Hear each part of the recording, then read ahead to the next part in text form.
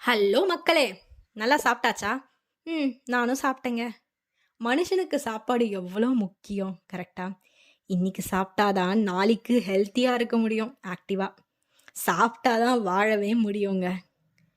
உண்ண உணவு என்பது ஒரு அடிப்படை தேவை. எத்தனையோ மக்களால் ஒரு வேளை சாப்பாடு கூட கிடைக்காம பிளாட்ஃபார்ம்ல கஷ்டப்படுறத நம்ம இன்னிக்கும் பார்த்துட்டு இருக்கோம். மனுஷன் எனக்கு போதும்பா அப்படின்னு சொல்லக்கூடிய ஒரு விஷயம் என்னன்னு சொல்லுங்க பார்ப்போம். அது உணவு தாங்க. அப்ப அதுக்கு எவ்வளோ ஒரு ஸ்பெஷாலிட்டி இருக்கணும். அப்படிப்பட்ட உணவுடைய ஒரு மகத்துவத்தை கூறும் கதையைத்தான் நம்ம இன்று பார்க்க போகிறோம். இப்பொழுது வாங்க கதைக்குள்ள போலாம். குருக்ஷேத்திர போர்ல கர்ணன் இறந்ததுக்கு அப்புறமா அவரு சொர்க்கத்துல இருக்கிறாருங்க. அப்ப என்னாச்சாம், சொர்க்கத்துல எந்த வகையான ஃபீலிங்ஸும் இருக்காதாங்க. ஆனா கர்ணனுக்கு மட்டும் பசிச்சுதான். இவருக்கு ஒண்ணுமே புரியலையாம். அப்பதான் பக்கத்துல இருந்த நபர்கிட்ட கேட்டிருக்காரு. அவர் என்ன சொன்னாராம், உங்க ஆள்காட்டி விரல் எடுத்து வாயில வைங்க அப்படின்னு இருக்காரு. இவரும் அதை கேட்டு தன் ஆள்காட்டி விரலை எடுத்து வாயில் வைத்திருக்கிறார். இண்டெக்ஸ் ஃபிங்கரை வச்ச மறுநொடியே அவருக்கு எல்லா பசியும் போயிடுச்சாங்க. இவருக்கு ஒண்ணுமே புரியல. ஒரு மாதிரி பூர்ணிப்பா போச்சு. என்னடா இது அப்படின்னு ஒரே கியூரியஸா இருந்திருக்காரு. அப்பதான் அந்த நபர் சொல்லியிருக்காரா, நீங்க எல்லா வகையான டொனேஷனும் பண்ணீங்க. ஆனா நீங்க பண்ணாத ஒரே தானம் அன்னதானம் தான்.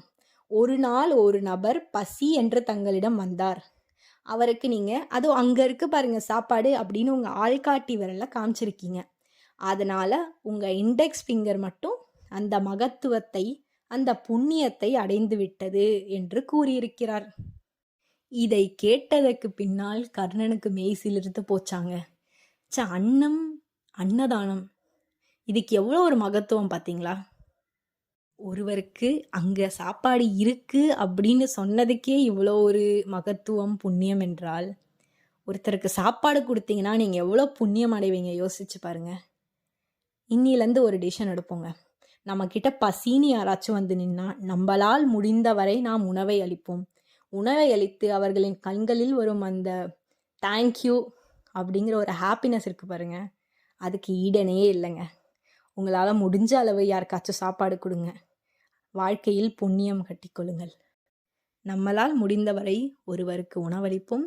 அதில் நாம் மகிழ்ச்சி அடைவோம். அவ்வளோதாங்க இன்னைக்கு வந்த கதை. நீங்க யாருக்காச்சும் தானம் பண்ணியிருக்கீங்களா? இல்லை டொனேட் பண்ணியிருக்கீங்களா? அப்படி ஏதாச்சும் பண்ணியிருந்தீங்கன்னா கமெண்ட்ஸில் போடுங்க. நன்றி.